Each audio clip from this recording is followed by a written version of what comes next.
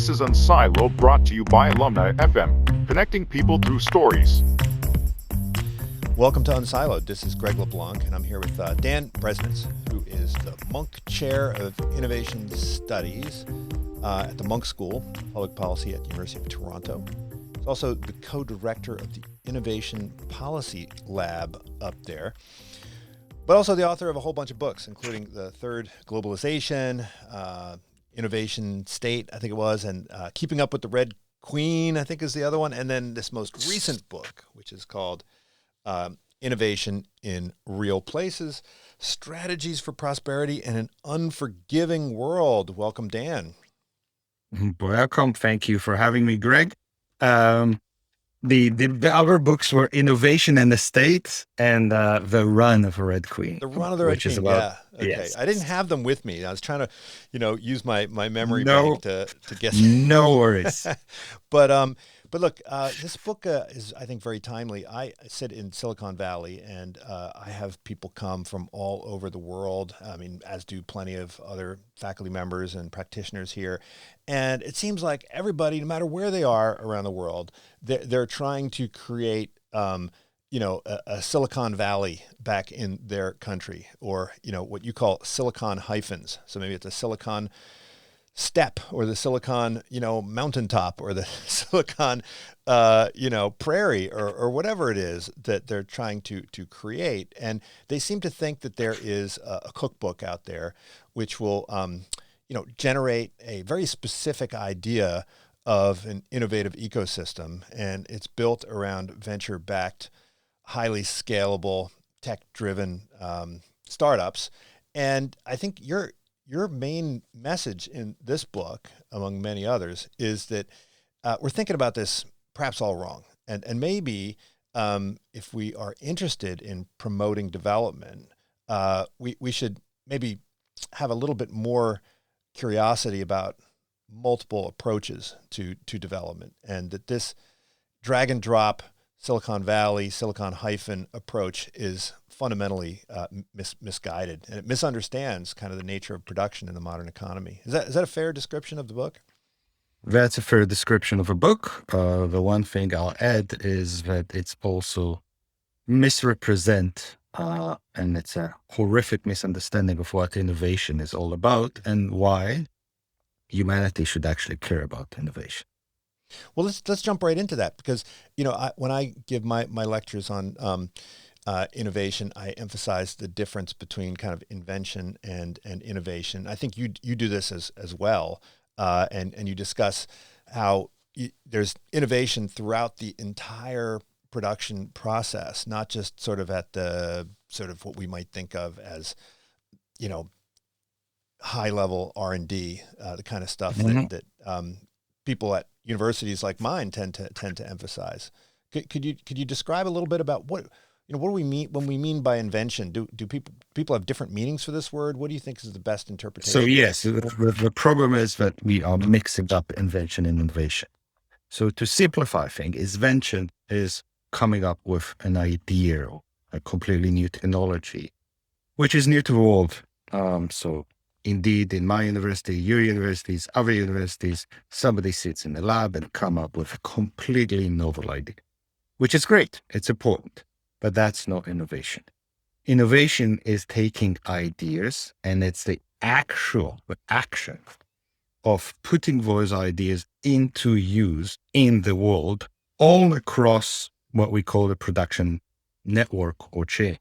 So from coming up with a completely new products and ideas to the world, through the improvement of them, the constant improvement of them, through their recombination, to how you service them, how you sell them, how everything from that point of view. And those sets of action, innovation is what creates human welfare and change the world. It's not the fact that you and I will sit in the lab and dream up or even prove that we can make something completely new. It's the actualization of this all across the value chain, which is innovation. And I think an example which the world is unfortunately seeing with its own eyes is the vaccines.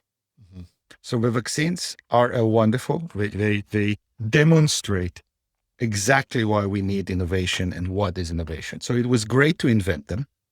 Moderna and Pfizer, for example, completely inventing new mRNA. But then they started to have a lot of problems, which we cared about, including, for example, just creating the vials in which you can save those new vaccines, which needs to be saved at -40.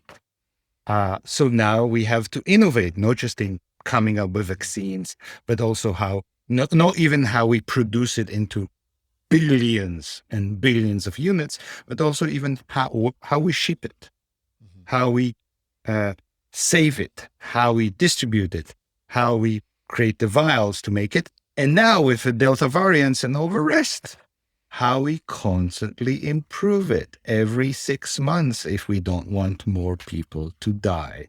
And that's a very quick, unfortunately, very real life lesson as to why innovation in all the stages of production is what's important for human welfare and economic growth, not just three scientists sitting in a lab and on their computer proving that their mRNA molecular can fight corona.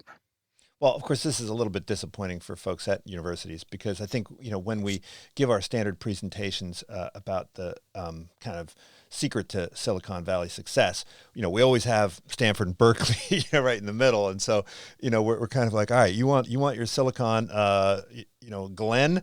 Well, you gotta put a really fantastic research university right in the middle, and that'll be the font of ideas. It'll be the font of talent. That'll be the font of research acumen. And but when we look but when we look at places like Shenzhen, I mean, there really aren't. I mean, there's no world-class university sitting in Shenzhen, and yet Shenzhen is incredibly innovative, right? I mean, it's just a hotbed of innovation.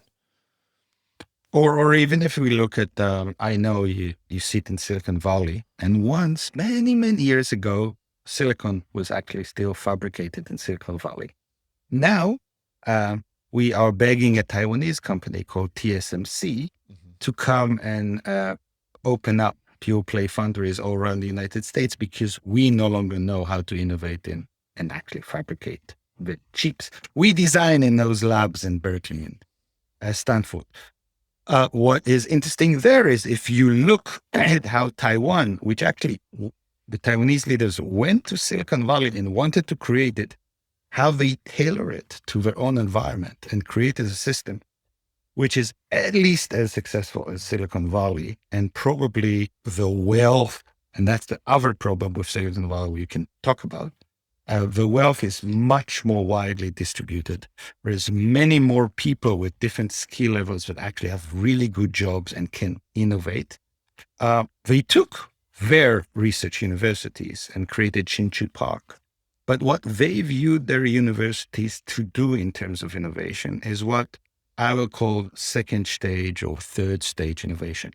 They did not imagine that their university would be the first of the world in coming up with completely new silicon technology. But they said it's great that somebody else invented that.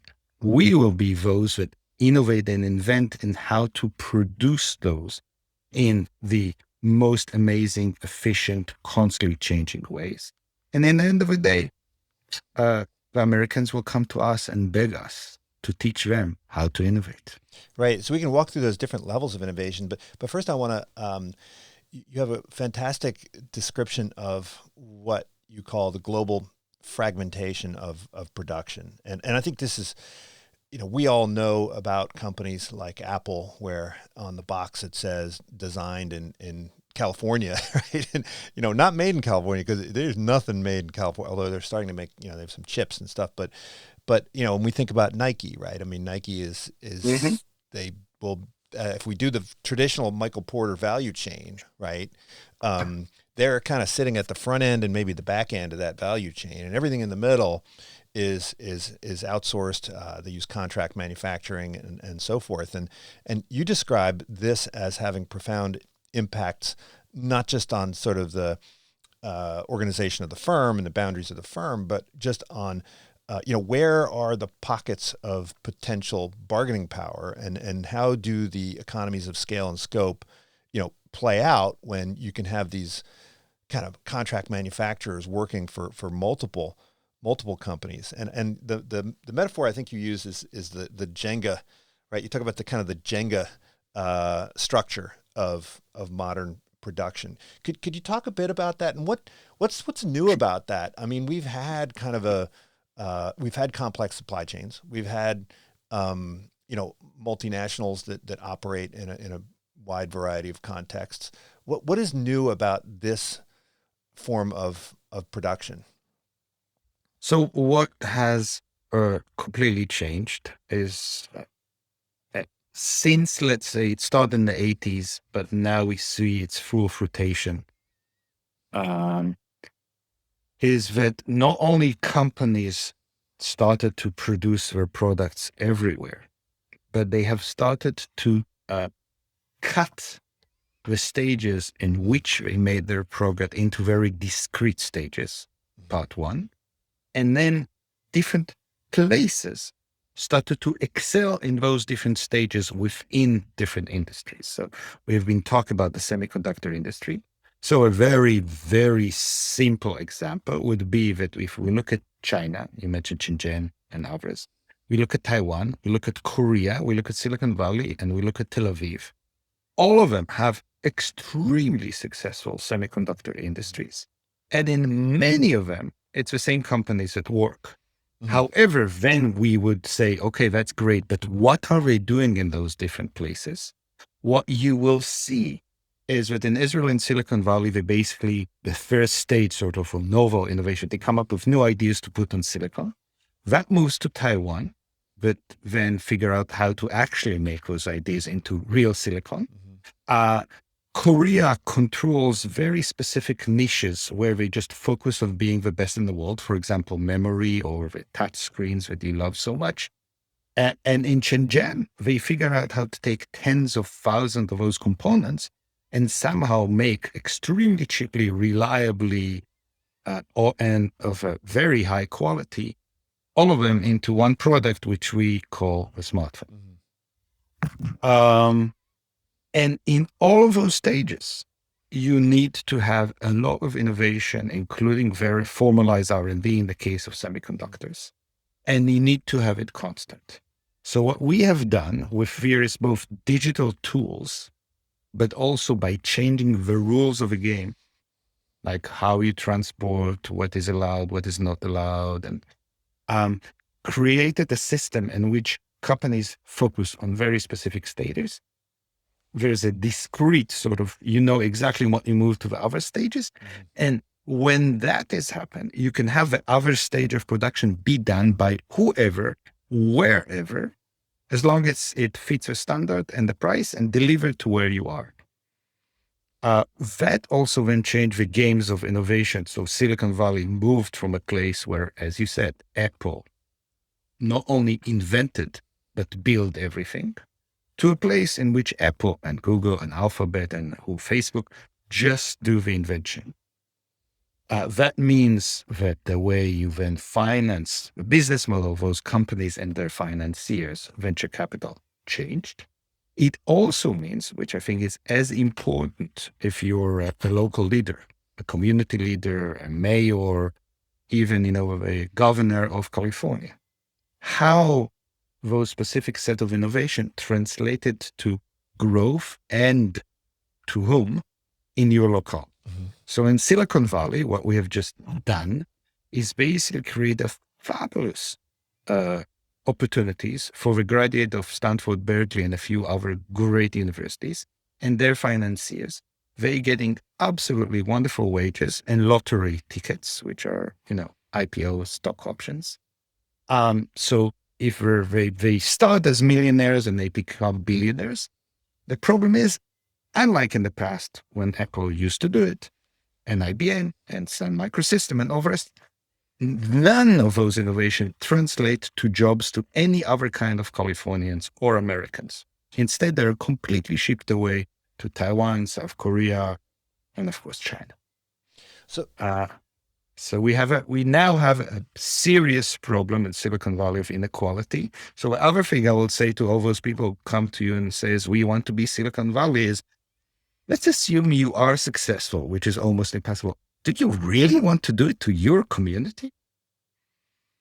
So, I used to teach multinational management, and this actually was a course that was fairly common many years ago. And one of the themes in that class was really, the transfer of know-how and the transfer of knowledge, sort of whether it's tacit knowledge and or explicit knowledge. And one of the big debates was, whether or not it was easier for knowledge flows to happen within firm boundaries across national borders, or across firm boundaries within national borders, right? And the whole idea of the multinational was that you could go and expand into these different countries and then transfer this kind of know-how. But it seems like the evidence seems to suggest that knowledge is often like a regional thing, and it can flow from company to company within a region. So are these different regions that you describe, are they flourishing and growing in these ways specifically because that knowledge is developed as a regional capacity, or know-how is a regional capacity, that we can talk about the strengths of different regions and ecosystems? So the answer is yes, but not just the knowledge. Think about, and we can move to shoes if you want, and talk about regions in Italy and New York, but let's keep with semiconductor and Silicon Valley since you're there. Think for a moment what kind of capital needs and business models and management, since you talk about managing a multinational corporation, you need in order to create companies that you hope will become Alphabet, Facebook, or Snapchat, versus what kind of finance, management, skills, and all the rest that you need in order to become a company like Taiwan Semiconductors Corporation or MediaTek, which for whatever reasons we Americans hardly talk about, but is shipping more than 1 billion units of highly sophisticated, their own design semiconductors every year. Right. Yeah, which I don't think there's any American company that can even. Oh, well, you talk about a lot of, I mean, when you talk about the BPO companies in India, and you talk about like Exactly. Flex and these, contract manufacturers, that they're invisible, I think, to most people. To most people, but they actually make the global economy work. And when they don't work, we don't have even cars in America. Let's go back to that. So you need those knowledge to excel in those innovations, but you also need the right financial institution, the right regulation, the right management knowledge. It's not just those knowledge that you can teach in university, and the tacit knowledge is also what are the kind of economic incentives and financial incentives that enable you to actualize it in a specific way, in a specific locale. Right. And I think when we get back, if we think about policy, right, if you think about the government actors or the civic leaders who are trying to promote development, we used to talk in terms of industrial policy, right? That was sort of the buzzword, I don't know, 30 years ago, when Japan was emerging onto the scene, and kind of the Asian tigers were, drawing attention. Everyone was like, oh, wow, in industrial policy, the government picks winners, and they decide, what direction or what trajectory they want to go, and what capacities they want to build. You say that really we shouldn't be thinking in terms of industrial policy. We should be thinking in terms of what you call innovation policy. And there are major differences here. So maybe go back in time and this idea of industrial policy, what was it, and how must we think about things differently when we think in terms of innovation policy as public policy leaders? Yeah, I will go to, as I say, ideal type, simplify and make it extreme, but it's very important. So go back to the height that you mentioned, Japan. And you think about Japan, immediately people think about the car industry. So what was the task that Japan had in its mind? The cars were already invented. You knew who are the consumers and customers.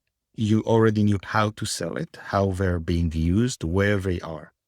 So what you could do, I mean, they call it strategic industrial policy, but in reality is you say, okay, those are cars, those are technologies, those are the customers. Now within those, which I already know, which in those parameters, what I want is a knowledge to make it. And then let's try to differentiate the product, change it a bit, which is basically what Toyota has did. Figure out to make it better, how to sell it differently to customers. But I know what the technologies are. I know what the products are. I know where the knowledge resides in the world and where I can buy it, steal it, absorb it.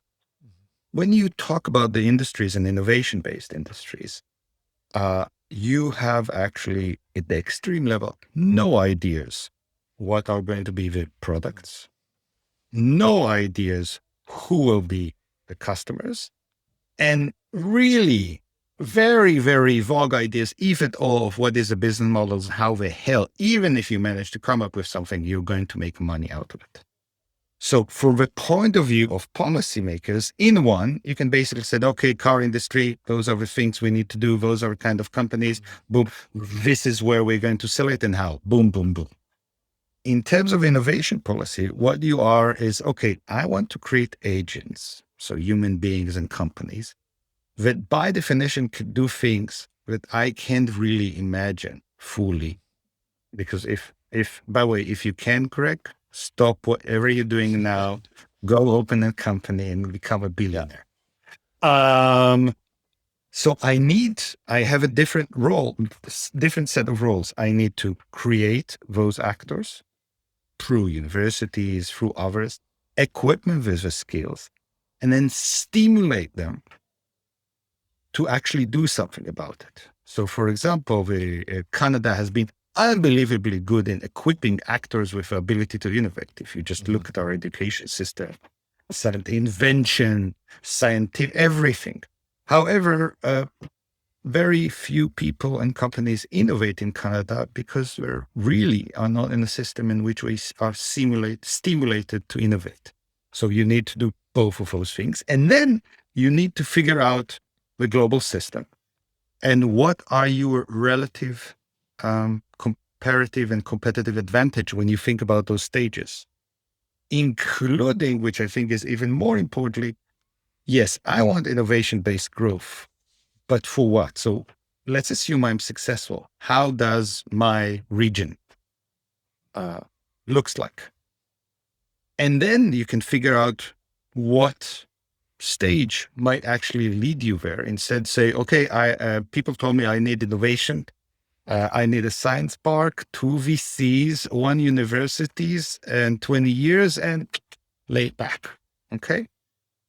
But it's almost the opposite game of a tactical game of industrial policy. Is a strategic game in which you basically are putting a huge amount of very calculated bets on creating an actors that will do various kind of activities that you as a policymakers can't. So it also means a huge amount of experimentation in policy. And experimentation in policy does not mean just coming up with new ideas. It's also killing things that don't work, which I don't know how many times you work with policymakers and politicians.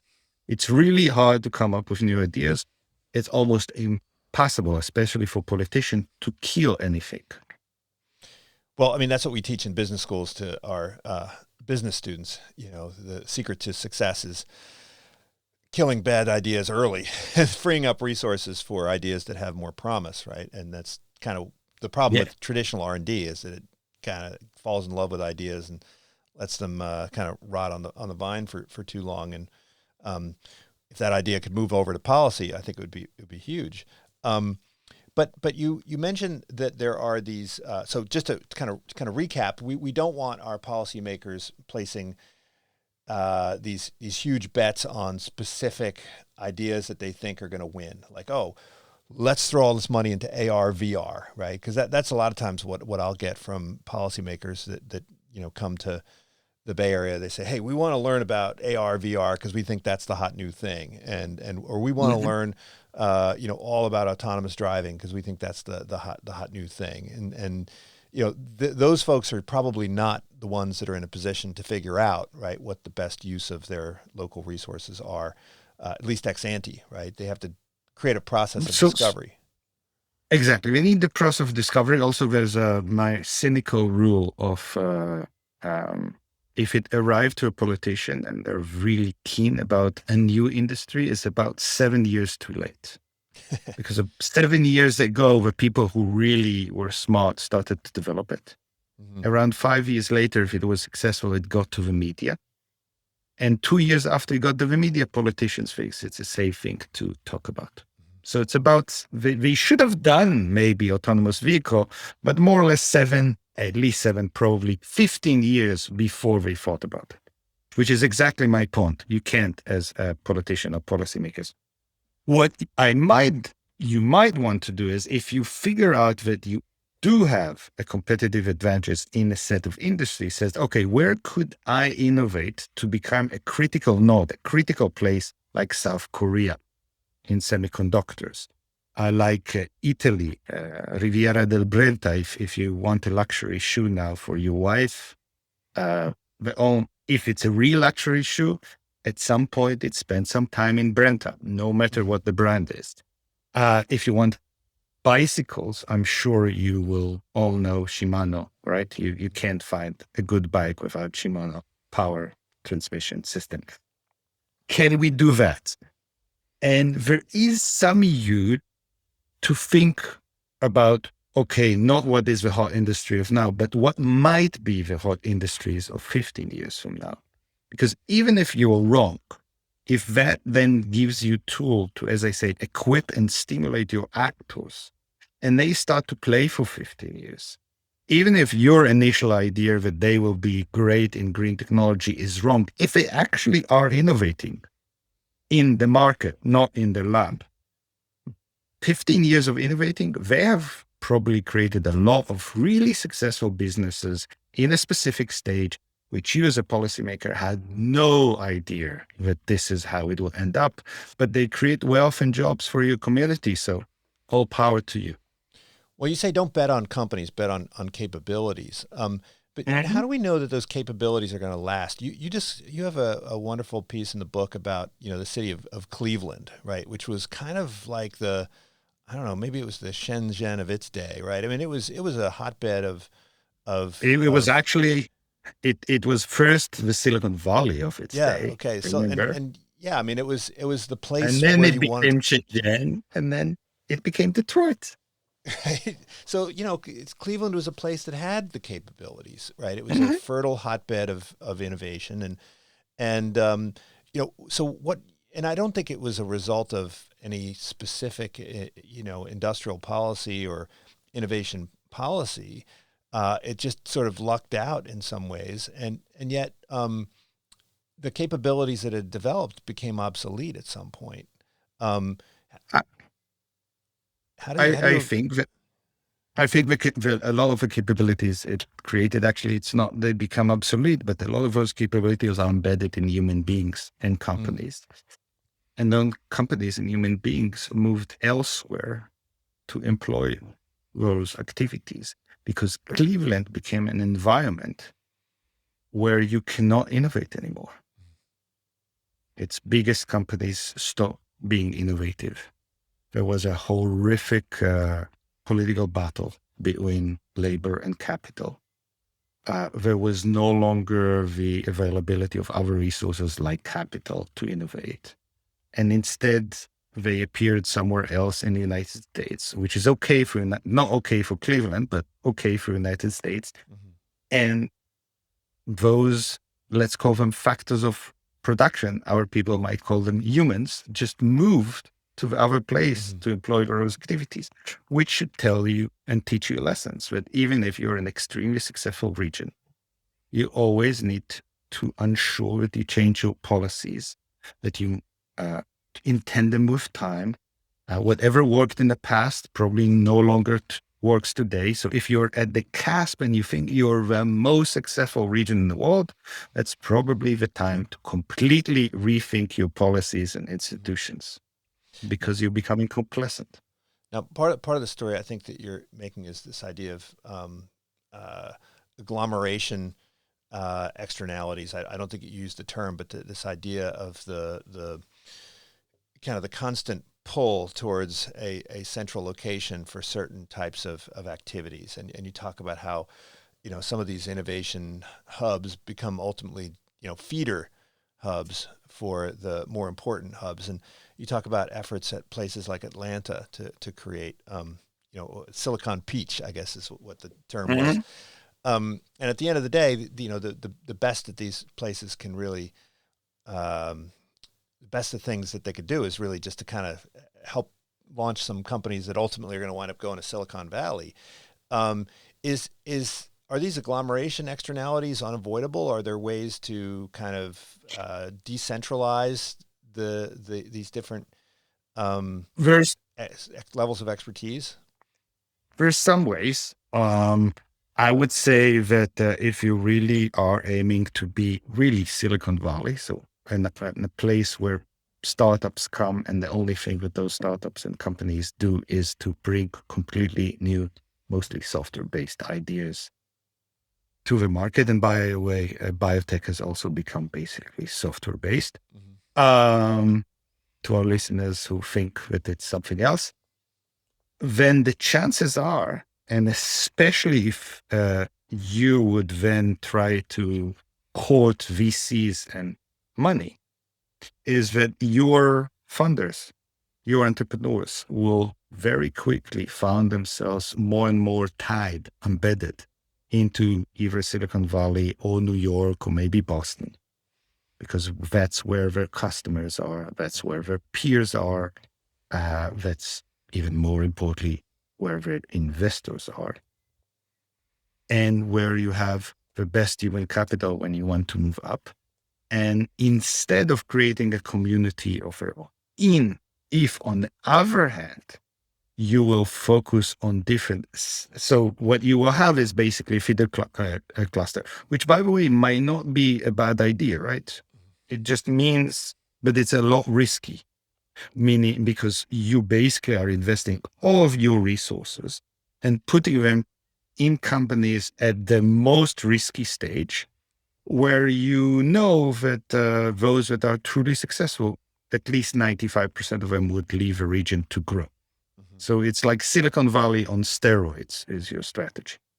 However, if you look at other stages of production and try to innovate there is no pool like Silicon Valley. B, once you move to stages in which you actually need to have production facilities and other know-how, it is so much more difficult to move a company, because a company is not just 20, 25 years old kids with no family who couldn't care less where they live and inherited life in Silicon Valley because of the weather are so much better than in Cleveland.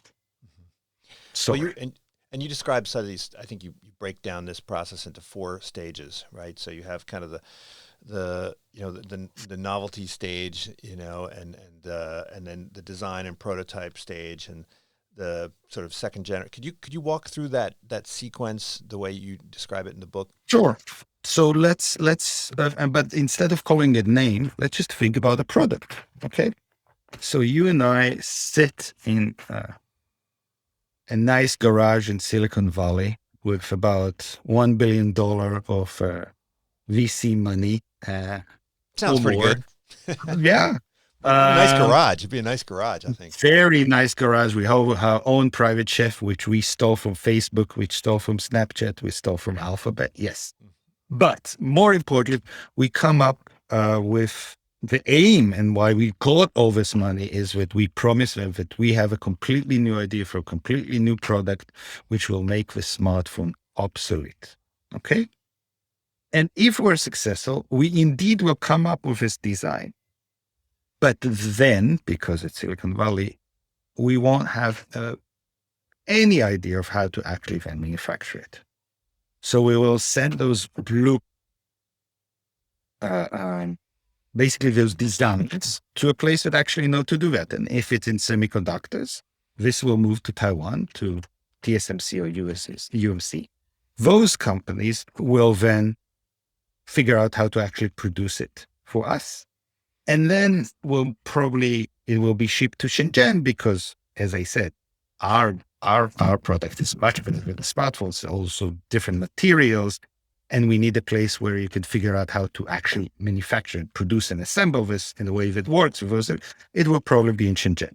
So that's already 3 stages I talked about. Now, the real innovation that happens and the real reason by we are talking to one another is that because since the transistor were invented and modern software was invented and modern data communication was invented, there have been hundreds of millions of engineering hours devoted to R&D of just making those 3 things that I said. So CPU power, datacom efficiency, software algorithm efficiency, basically doubling up every 18 years.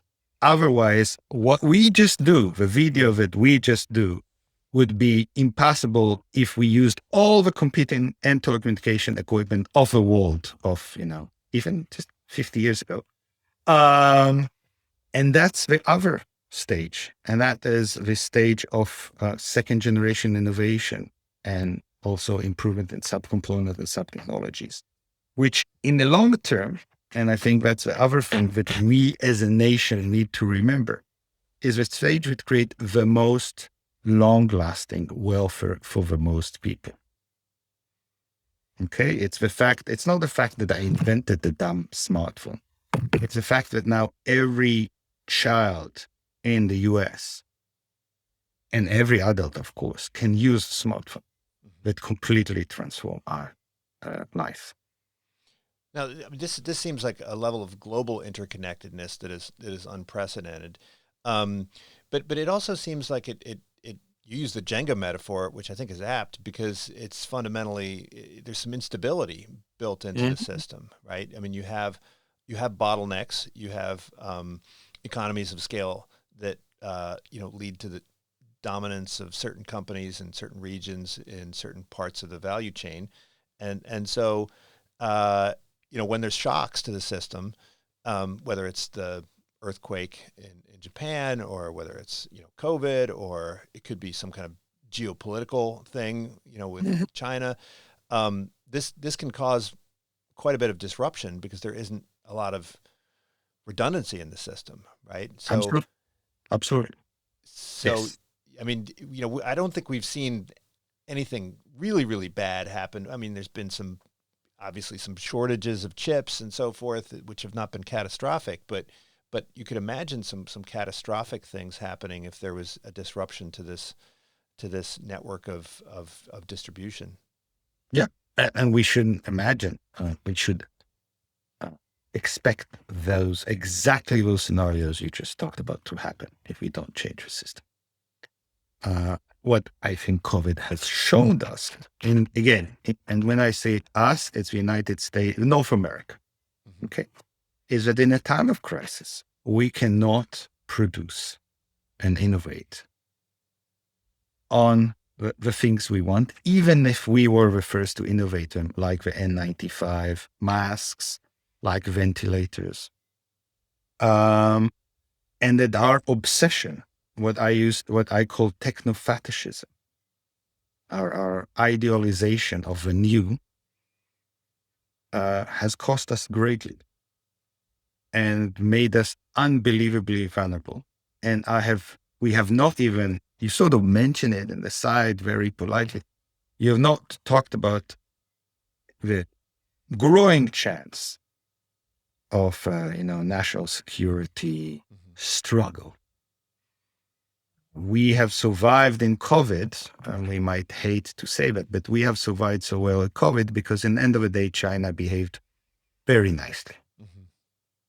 It has its reasons to why it did that. But if China decide to behave really, really unnicely because we are now at war, it would be very interesting to see what, if at all, we can actually create, including, by the way, our weapon system. But that's, a different scenario altogether. But what it should tell us that even without man-made war, there's other kind of man-made catastrophes, from viruses to environmental changes to earthquake to a dam going down, that if we do not start to reimagine what is innovation and how we create some of those innovation capacities in North America, the next crisis might not be so. I mean, how many millions have died in North America just from COVID? That might seems like a very low price in the next crisis. I read some histories recently of the Crusaders, and what was amazing to me is that there's a very extensive weapons trade between the Christians and the Muslims. Where Venetians were selling weapons to the folks that were attacking them, and it was amazing the globalization of the military weapons business in those days, where you wanted it. You wanted a good steel to cut your enemies. Right. It wasn't. That usually wasn't in Europe at that time. Yes. Right. So, so the thing about having some kind of policy, you walk through some really interesting examples of governmental actions, right, that were taken to help foster some of these ecosystems. I think a lot of when I work with a lot of these governments, I'm emphasizing having a solid legal infrastructure and having good quality contract law and having wonderful bankruptcy law and intellectual property law and so forth. But that's sort of the groundwork. Then you need to have some very specific actions and targeted investments that can be made. And I was wondering if you could kind of walk through some of these different approaches by these different agencies. And when you talk about Taiwan, for instance, I was kind of amazed at the dollar figures. I mean, we're talking about a relatively small amount of money. We're not talking about billions and billions of dollars. We're talking about, just creating public goods. I mean, public goods is in your four different four different facets of these policies. You mentioned public goods, but creating some of these public goods, they're not. It doesn't really take a lot of money to move the needle. Could you talk a bit about some of the policies the approaches that have worked? Sure. So I will say that and since you talk about public and semi-public goods, in order to excel in innovation, whatever stage of innovation, you can even think about, Silicon Valley. You need a lot of purely public goods, but also semi-public goods, which are goods that no company will produce by itself because they don't have the majority of the gains, if, sometimes some of the gains. Those, the basic thing that we think about when we think about it is education. But I also talk about, shared production facilities. If you want, again, to think about Silicon Valley, is all those wet labs in universities in which really scientists / entrepreneurs and early startups can utilize those wet labs to play with a biotech. It's very nice to say that you need them, but you need to figure out in your stage, in your industry, what are those semi-public goods and how to produce them. So we talked, I think, a lot about Taiwan. We talked about a little bit about Israel. And let's talk, for example, and move to a completely different industry, which I already mentioned, the luxury shoe industry, and move to Italy. So in Italy, there's a region called the Riviera del Brenta, just about Venice, where what they did is, by the way, not by any great design. That's another myth that we have, is that someplace there is a great one designer who designed all those stages. No, it's trial and error by both public and private. So there are a lot of civic associations, right, that yes, perform these roles. Yeah, and it's politicians, elected and unelected official, private, but they understand that they constantly need to figure out what their community as a whole is doing. That's, by the way, another semi-public goods is creating those forums where those actors can actually act.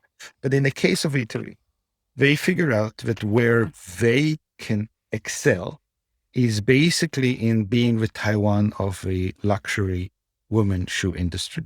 So there's a huge amount of design around the world. If you saw reality TV, you probably think that there's a crazy guy or a gal in New York, and they come up with the amazing shoe, and then poof, this shoe becomes into being and become a success. So first of all, there's probably not enough of those designers. Second, shoe, unlike just a regular design, in the end, a woman, especially if she pays 5,000 euros for that shoe, wants to put it on her feet and walk, probably more than just for half an hour or one time half an hour. It should be comfortable enough, at least. It should accommodate the fact that there's a human foot there, so sweat and chemical reaction. Somebody should actually be able to walk, and you need to produce this in a certain price stage. And that's exactly where the people of Riviera del Brenta comes to being, is if you give them a design, they will figure out how to make that design into a real shoe.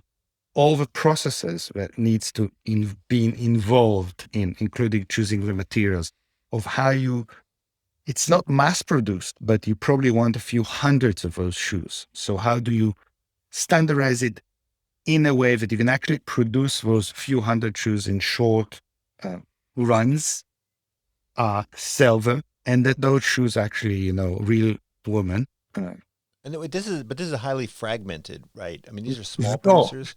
So it's not all very small, but it's not that highly fragmented, because what I just described, this stage, basically almost all the luxury shoes in the globe go through Brenta at some point, either prototyping, designing, and all the rest. But it's not like there's a single company that sits on a whole bunch of intellectual property that they defend with litigation and so forth. It's more that there's a repository of know-how, right? There's a repository of know-how, and there's a set of institutions which are public, but the companies also give money.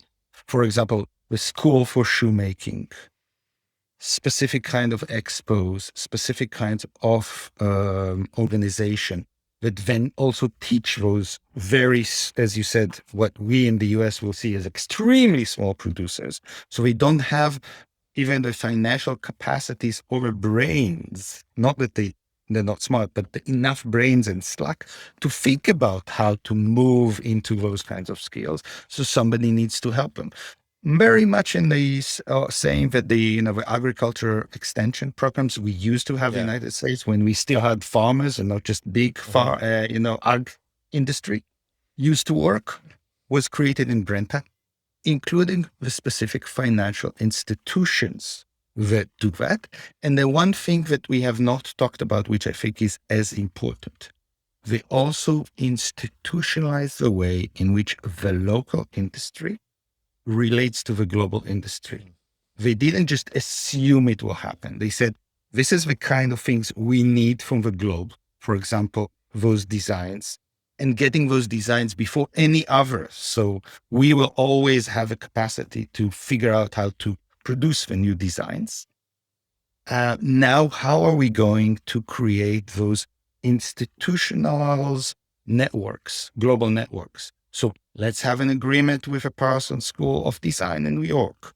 Let's create the biggest expo for luxury shoes in So they would help to standardize the interface, right? For that the global local interface. Yeah. Yes. So with the fragmentation of production, you need to have kind of standardized interfaces where production can be handed off, and you need to kind of synchronize that. No, and not just synchronize. You need to ensure that your people are in touch with the right people in the global. And you need to ensure that both sides trust each other. So those set of activities will always move to your local. Mm-hmm. Okay. You cannot just assume that because you're brilliant and wonderful, somehow people from all around the world will discover you in South Dakota and come flocking to South Dakota because you have unique capabilities. Now, look, this is a local initiative, and this was not something that the sort of Italian national government would do. Maybe the Taiwanese was a national initiative. Taiwan's a smaller country, but some of the initiatives that you reference, like DARPA, these are done at a large scale by large countries. And Corfo is another example. I'm familiar with that initiative in Chile. Do these things?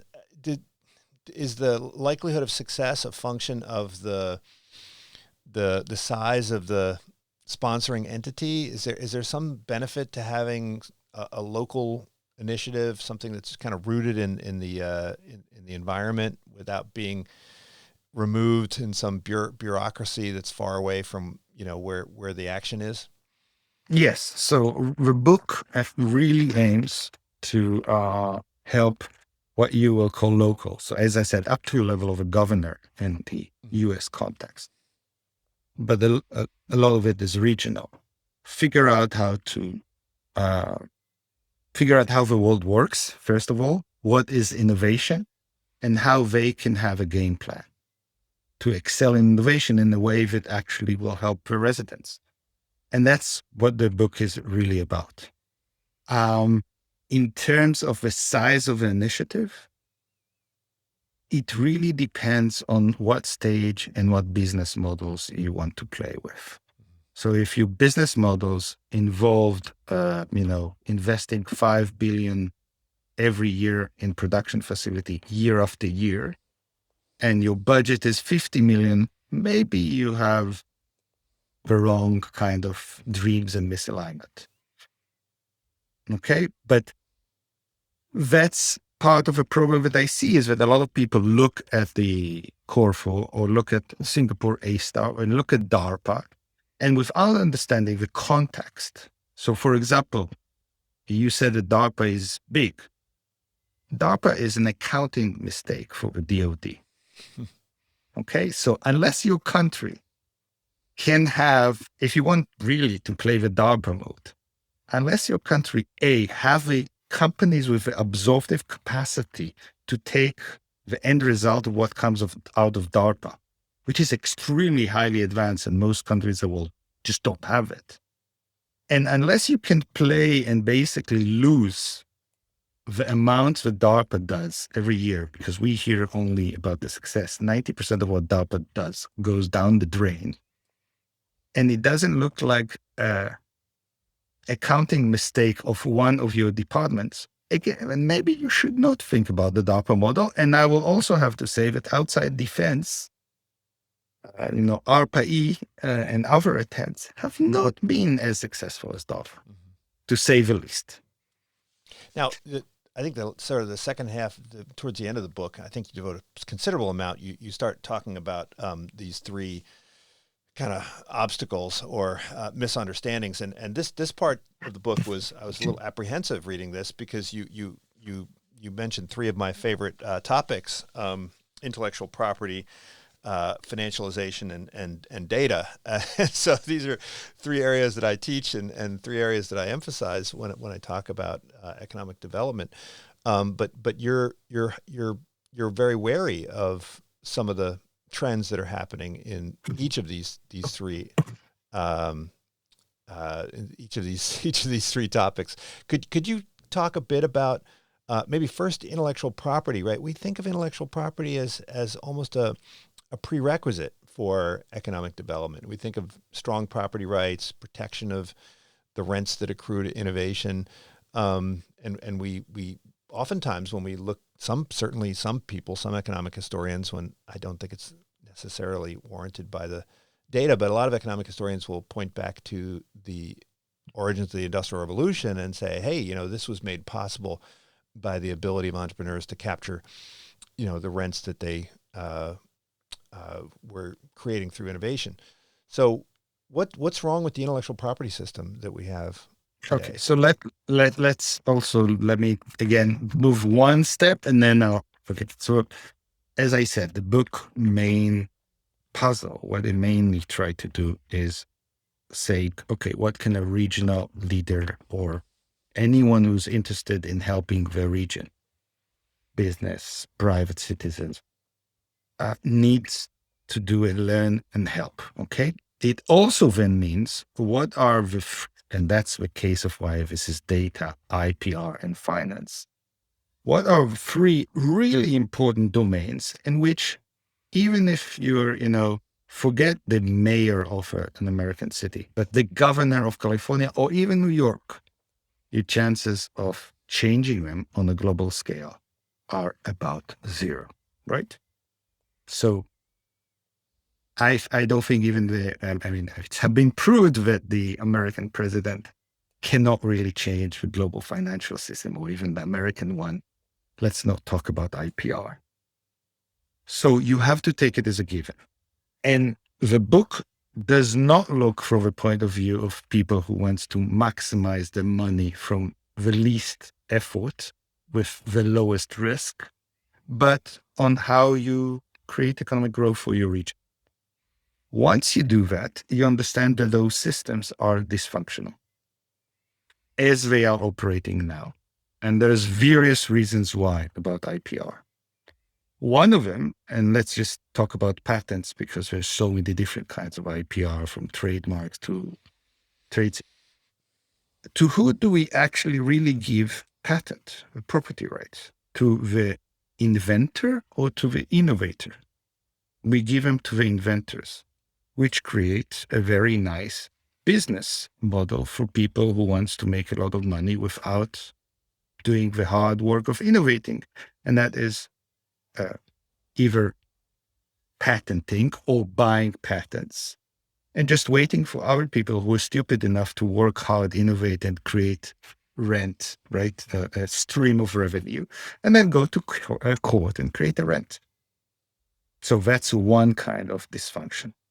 The other kind of dysfunction is really, we created those patents to basically solve a dilemma that you talked about, but you talked about only one side of the dilemma. One side of the dilemma is how we, because innovation is knowledge, if we do not create property rights, then it immediately will be imitated. And then the innovators and the inventor will actually not gain anything, so they will not innovate. So we give them property rights. But in the patents, there's two things. You get the patent for 20 years in the case of the United States.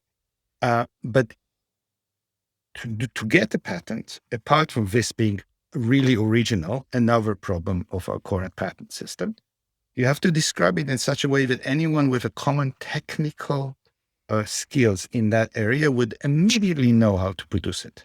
Because the other thing that you want to do with innovation, if you care about economic growth, is its extremely rapid diffusion. And that's a dilemma that has not been solved very well. If you look at the history of just patents, but others IPR, it always moved from one pendulum to the rest. So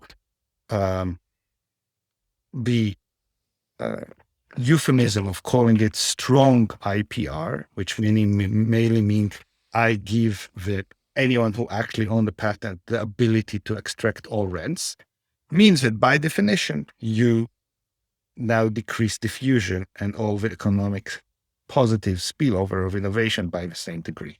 That's one problem. So patent pools and kind of open standards and I don't know, kind of damages versus injunctions and other kinds of collective permissioning, would that kind of grease the wheels? I think some. Also, we have tried very hard, and I think that was the most important thing, is to make sure that we give patents only to quality, real inventions. But it won't work. I mean, look at the numbers of patents that we have. Just the USPTO and all the patent offices in the world now give every year, in exactly the same years in which we constantly moan that innovation has slowed down and productivity figures go down. So something is amiss. when you look at all the econometric research into the impacts of patenting in the innovation area, and again and again and again, the more patents you have, the less continuing innovation you have. And we have to admit that we have a serious problem. And we haven't yet talked about trademarks and various trade secrets and various other things. So again, from the point of view of regions that want to succeed, especially if they're not already successful, they should assume that within minutes of their company starting to be successful, probably in a critical juncture, so it used to be 50 million to 200 million revenues, those companies will be viciously attacked both by, just in the case of patents, by trolls and by incompetent. Yeah. Well, I mean, one of the secrets to Silicon Valley success, many people would say, is the inability to enforce non-competes, right? Oh, so that's an equivalent. You could say, well, hey, wait a second. You're investing in all these employees, and then you can't like harvest the return on your investment. They just leave and go work for someone else. But I think a lot of people would argue that non-competes are not good for anybody. Certainly, it's if you compare Silicon Valley, California is one of the only states in the U.S. that has this ban on non-competes. So, and you would, if I was a hardcore economist, I might say that this is which believe in patent. And as you just said, why, as an economist, you should be for zero non-competes, and yet at the same time for extremely strong IPR. So I think, but the reality for a local region is that they can't really change those rules, especially in global production networks. So what they need to do is to ensure that their agents of innovations, which are, as we've talked about in the past, it's only for individual entrepreneurs and companies and themselves, are as savvy as they can and figuring out strategies where they can deflect and ensure the freedom of operation for their own companies. And the same goes for finance. I mean, if you view finance as this is basically the main role of finance is to channel resources to the areas in which it makes the most efficient use of the money, instead of the industry in which you can make the most of the money just inside the industry, then finance is right now dysfunctional.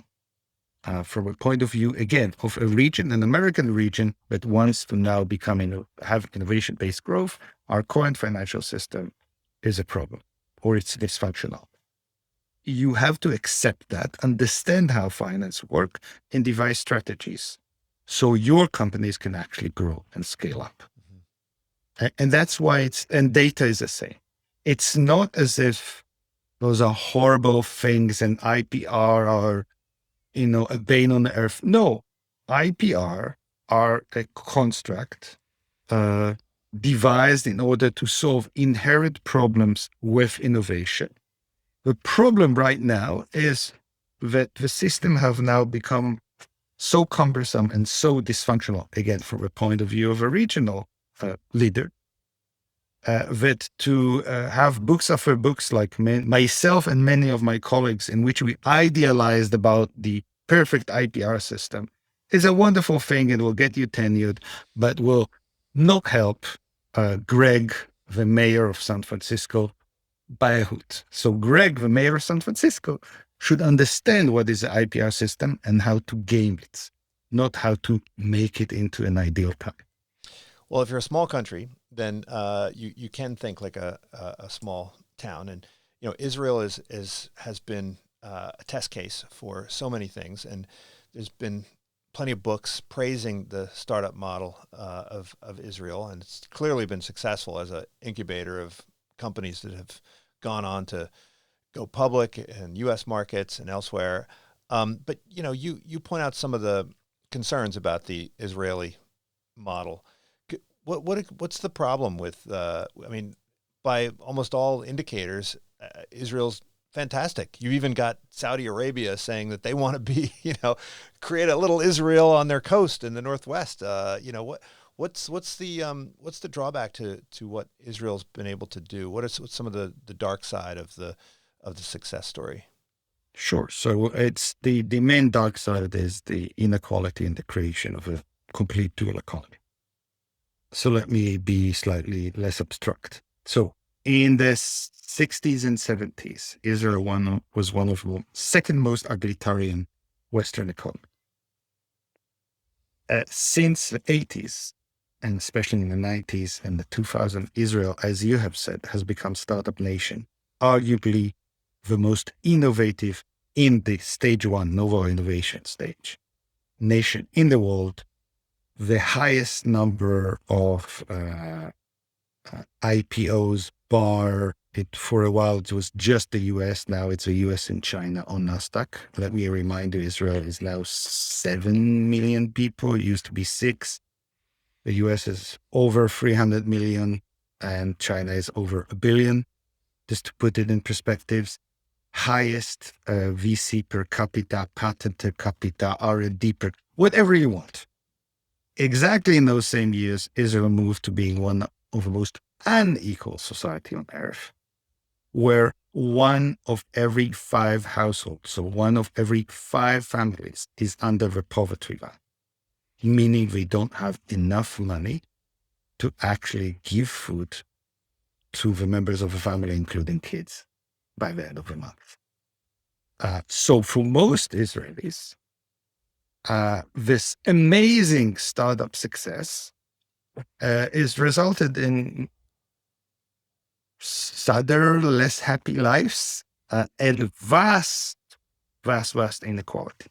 Because what happened with this model is basically what we in the US can think about as Silicon Valley on steroids.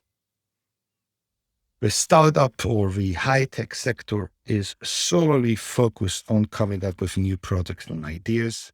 There's almost zero production in Israel. The people who are employed there are the equivalent to our Stanford, Berkeley, and MIT. They're being paid very well, and when IPOs happen or M&A happen, they become billionaires. For the rest, 85% of the population, there is no new jobs, no new growth, not even productivity gains. We're still stuck in the 70s. Mm-hmm. And part of the reason is that the Israeli industry is not only just on that high level of novel product innovation, so it just doesn't create any jobs for people who's not an R&D engineer and a celebrity chef and a VC. It is also that most of the money, which was a good thing, otherwise Israel would have actually come, that goes even to VC deals in Israel and to Israeli VCs. 95% of it is foreign. So when you have a financial exit, 95% of the profits don't stay in Israel, they go back. So the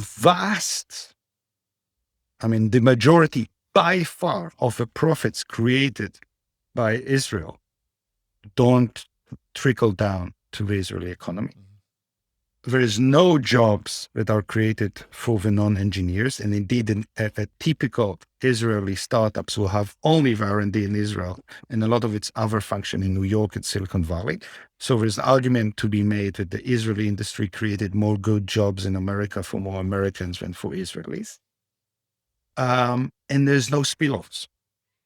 And indeed, the Israelis have figured this out, and for the last 10 years have tried to figure out how to be successful in innovating in what I call different stages of production, because they realize that otherwise there will be no spillovers. It will be all the bad things that we now associate with Silicon Valley. So either you work for Facebook's or you can't afford a bedroom. But on a national scales, and that is societally basically unsustainable. Mm-hmm. Well, Dan, you start your book by saying that you are not going to provide a cookbook for policymakers, but I think you short sold yourself a little bit. I think it's just that you're not going to write a simple cookbook. You're going to write a little bit of a complicated cookbook And the recipes are not 3 lines long. You have to kind of read them very carefully and make sure you understand who the customer is and what the ingredients are that you bring to the table. But I do think you do offer some very, very useful guidance for policymakers, but not just governmental policymakers, for people who are private individuals who are interested in helping out their ecosystem, maybe people at companies that want to advance the progress of their region. It's called Innovation in Real Places. Thank you so much, Dan, for joining me. You're very welcome, Greg, and I hope to see you again soon. This is Unsilo, brought to you by Alumni FM, connecting people through stories.